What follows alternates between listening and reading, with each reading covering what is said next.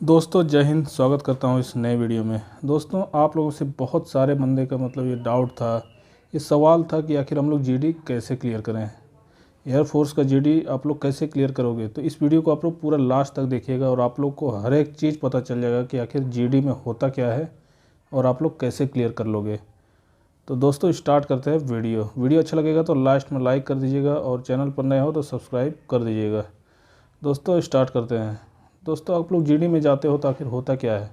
अब कुछ बंदे यहाँ सोचते हैं कि अगर मैं हिंदी मीडियम से हूँ तो मैं जीडी क्लियर नहीं कर पाऊँगा, क्योंकि वहाँ पे इंग्लिश में क्वेश्चन पूछे जाते हैं। और कुछ बंदे इंग्लिश वाले अपने आप को हीरो समझते हैं कि मैं जीडी तो क्लियर ही कर दूँगा। तो दोस्तों ऐसा नहीं है, हिंदी और इंग्लिश मीडियम सेम है। यहाँ पर जीडी क्लियर करने का सबसे बेस्ट तरीका क्या है, कॉन्फिडेंस।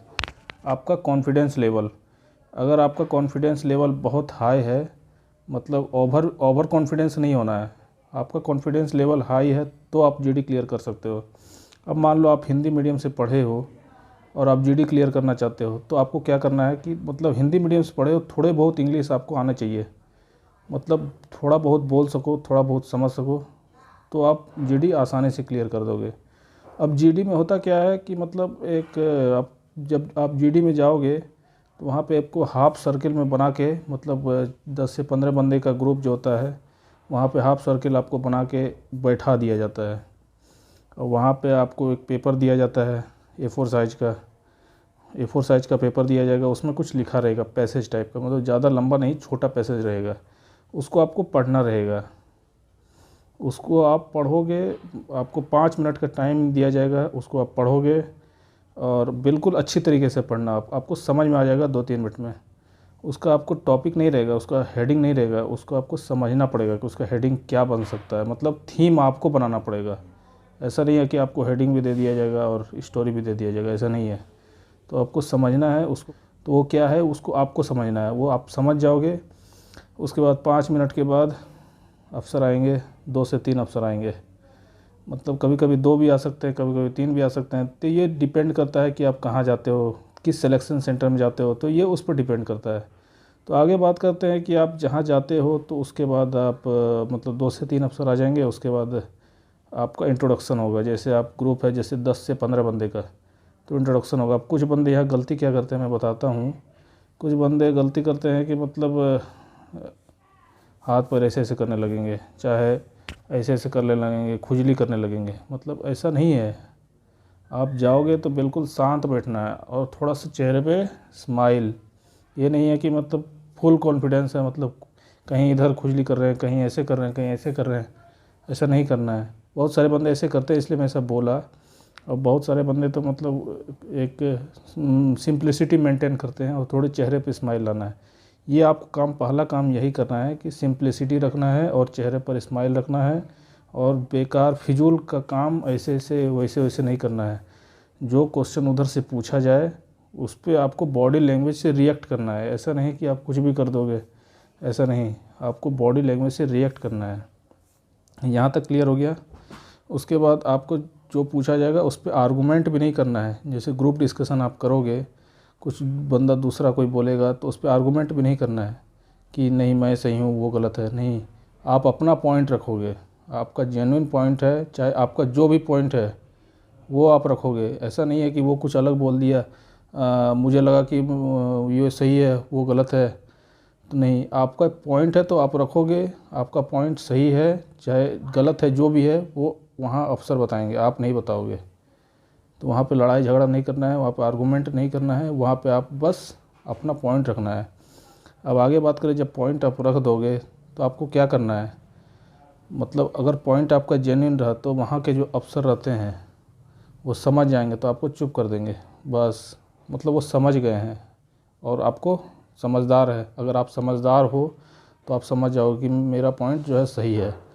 और वहीं अगर जिस बंदे का पॉइंट गलत से गलत होते जा रहा है, बार बार गलत ही हो रहा है, तो वहाँ पे उसको बार बार पूछा जाता है, पसीना छूट जाता है।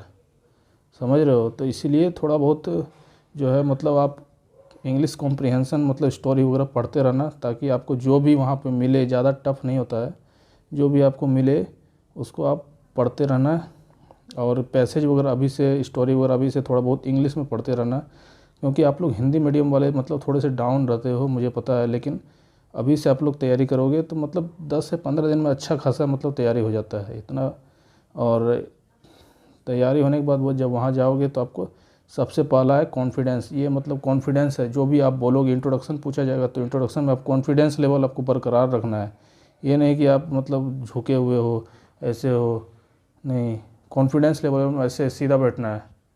समझ रहे हो बात को? बस कॉन्फिडेंस लेवल बरकरार रखना है, कॉन्फिडेंस लेवल बरकरार रखना है। और जो भी पूछा जाए आपको अच्छे से जवाब देना है, जो भी है आपको अच्छे से जवाब देना है। और ये सिंप्लिसिटी मेंटेन करना है। सबसे पहला बात सिंप्लिसिटी मेंटेन करना है। कॉन्फिडेंस लेवल आपका अप होना चाहिए।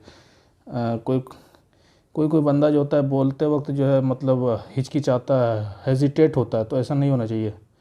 हेजिटेशन नहीं होना चाहिए। जो भी आप बोलोगे वो एकदम परफेक्ट बोलोगे। हेजिटेशन होगा तो फिर आप ही को दिक्कत हो जाएगा। हेजिटेशन नहीं होना चाहिए। और इंग्लिश की बात होती है, इंग्लिश तो थोड़ी बहुत आपको आनी चाहिए। हिंदी मीडियम वाले आपको मैं बता रहा हूँ कि आपको इंग्लिश थोड़ी बहुत आनी चाहिए। अगर नहीं आती है तो आप लोग डेली का पेपर पढ़ सकते हो, न्यूज़ पेपर पढ़ सकते हो। और सबसे सिंपल है, आप न्यूज़ पेपर पढ़ो, द टाइम्स ऑफ इंडिया सबसे सिंपल लैंग्वेज होता है, या हिंदुस्तान टाइम्स। या फिर आप कोई बुक, इंग्लिश की बुक लेके पढ़ो, उसको हिंदी में ट्रांसलेट करो, उसको पढ़ना शुरू कर दो। मतलब आपको महीने भर लगेंगे तो आपका मतलब आप समझ जाओगे कि आखिर पैसेज में बोलता क्या है। मतलब थोड़ी बहुत इंग्लिश आपकी इम्प्रूव हो जाएगी, तो वहाँ आपको कोई डर नहीं लगेगा। वहाँ पे जो डर लगता है ना, वहाँ पे नहीं लगेगा। तो हिंदी मीडियम वाले आसानी से क्लियर कर सकते हैं। इंग्लिश मीडियम वाले तो अपने आप तो हीरो समझते ही हैं, तो कोई बात नहीं। तो सभी जो हैं सभी सेम हैं, हिंदी मीडियम वाले चाहे इंग्लिश मीडियम वाले, सभी सेम हैं। बस एक ही चीज़ आपको सिलेक्शन प्रोसीजर में फॉलो करवाती है, वो है आपका कॉन्फिडेंस। अगर कॉन्फिडेंस अप है तो आपको कोई नहीं रोक सकता।